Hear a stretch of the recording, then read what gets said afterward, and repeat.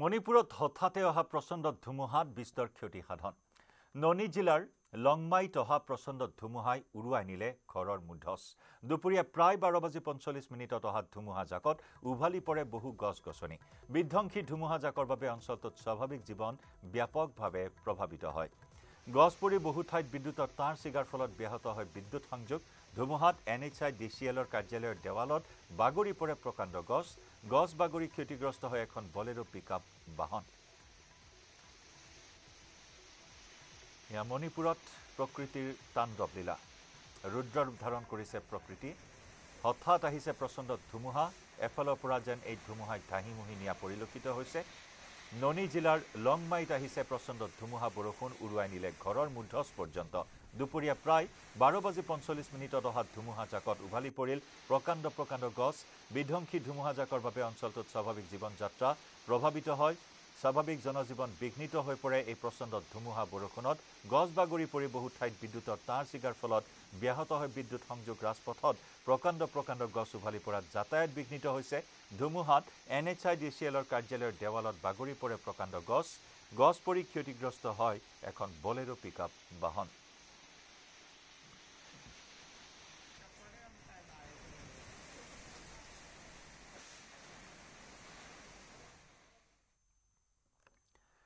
আগৰতলাত বিশ্ব হিন্দু পৰিষদৰ পাকিস্তানৰ বিৰুদ্ধে প্ৰতিবাদ পাকিস্তানৰ পতাকা জ্বলাই সংগঠনটোৱে সাব্যস্ত কৰে প্ৰতিবাদ সন্ত্ৰাসবাদীয়ে হত্যা কৰা সকলৰ প্ৰতি শ্ৰদ্ধাঞ্জলি জ্ঞাপন কৰে বিশ্ব হিন্দু পৰিষদৰ প্ৰতিবাদকাৰীসকলে সংগঠনটোৱে আগৰতলাৰ পথত উলিয়ালে বৃহৎ প্ৰতিবাদী সমাদল প্ৰতিবাদকাৰীসকলে পাকিস্তানৰ পতাকা জ্বলাই তীব্ৰ ক্ষোভ প্ৰকাশ কৰে পাকিস্তানে ভাৰতত বাৰে বাৰে কৰা আক্ৰমণৰ বিৰুদ্ধে ক্ষুব্ধ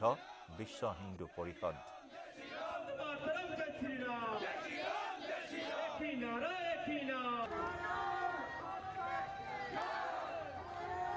तारीख काश्मीर पहलगामे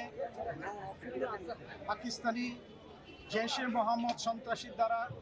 आमादेर 28 जन सनातनी हिंदू भाईरा मारा गিয়েছে এটার প্রতিবাদে এবং তাদের আত্মা শ্রদ্ধাঞ্জলি দেওয়ার জন্য বিশ্ব হিন্দু পরিষদ এবং সনাতনী হিন্দু সমাজের পক্ষ থেকে আজকে ত্রিপুরা রাজ্যের 8টা ডিস্ট্রিক্টে ডিস্ট্রিক্ট হেডকোয়ার্টারে আমরা শ্রদ্ধাঞ্জলির ব্যবস্থা রেখেছি এবং পুরো হিন্দু সমাজকে আমরা একটা বার্তা দিতে চাই আমরা ভেদাভেদ ভুলে রাজনীতি ভুলে সমস্ত হিন্দু আমরা একসাথে থাকতে হবে না হলে ভবিষ্যতে আমরা প্রচুর বিপদের মধ্যে পড়ব এবং আমাদের এই সমাজ থেকে হিন্দু সমাজ থেকে আমরা ভারত সরকারের কাছে আবেদন রাখব পাকিস্তানে ঢুকে তাদেরকে অ্যাটাক করার জন্য এবং যত সন্ত্রাসী আছে সন্ত্রাসী যে হেডকোয়ার্টারগুলো আছে হেডকোয়ার্টারগুলো ধ্বংস করার জন্য উত্তৰ ছিকিমত ভূমিস্খলনত আবদ্ধ 222খন বাহনসহ 900 পৰ্যটকক উদ্ধাৰ বৃহস্পতিবাৰে লাচেন আৰু লাচুং অঞ্চলত হোৱা প্ৰচণ্ড বৰষুণ আৰু ভূমিস্খলনৰ পিছতে 1000ৰো অধিক পৰ্যটক আবদ্ধ হৈ পৰে অৱশ্যে ভূমিস্খলনত কোনো হতাহতৰ খবৰ অহা নাই আনহাতে চুংথাং লাচেন আৰু লাচুঙত শীঘ্ৰে বিদ্যুৎ যোগান ধৰিবলৈ নিৰ্দেশ দিয়া হৈছে শক্তি বিভাগক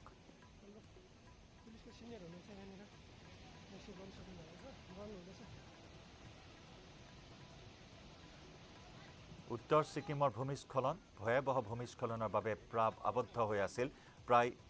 900কৈ পৰ্যটক 222খনকৈ বাহনসহ 900 পৰ্যটক এনেদৰে আবদ্ধ হৈ আছিল অতি জটিল আছিল এই উদ্ধাৰ অভিযান অত্যন্ত দুৰ্গম আছিল এই উদ্ধাৰ অভিযান আৰু তাৰ মাজতে এনেদৰে কণ শিশুসহ পৰ্যটকসকলক উদ্ধাৰ কৰি অনা হৈছে শিশু মহিলাসহ 9 শতাধিক পৰ্যটকক উদ্ধাৰ কৰা হৈছে বৃহস্পতিবাৰে লাচেন আৰু লাচুং অঞ্চলত হোৱা প্ৰচণ্ড ধুমুহা বৰষুণ ভূমিস্খলনৰ পিছতে হাজাৰৰো অধিক পৰ্যটক আবদ্ধ হৈ পৰে অৱশ্যে ভূমিস্খলনত কোনো লোক হতাহত হোৱাৰ খবৰ অহা নাই আনহাতে চুংথাং লাচেন আৰু লাচুঙত শীঘ্ৰে বিদ্যুৎ যোগান ধৰিবলৈ নিৰ্দেশ দিয়া হৈছে শক্তি বিভাগক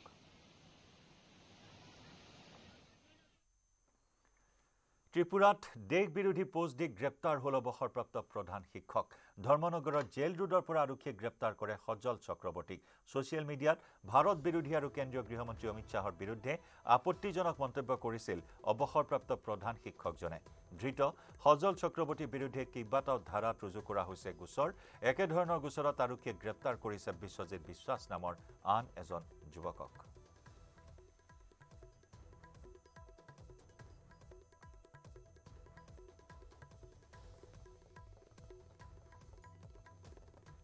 সজল চক্রবর্তী নামে একজন জেল রোডে বাড়ি, তার বিরুদ্ধে একটা এফআইআর আছে। সে ফেসবুকে কিছু অশালীন বক্তব্য বা বিতর্কিত কিছু লেখালেখি করছে। এখানে যে পেহেলগাম যে ইনসিডেন্ট, এটার উপরে ভিত্তি করে তো আমরা যেহেতু এফআইআর হয়েছে, আমরা দেখছি ইনভেস্টিগেশন তার মধ্যে আর কি পাওয়া যায় এভিডেন্স।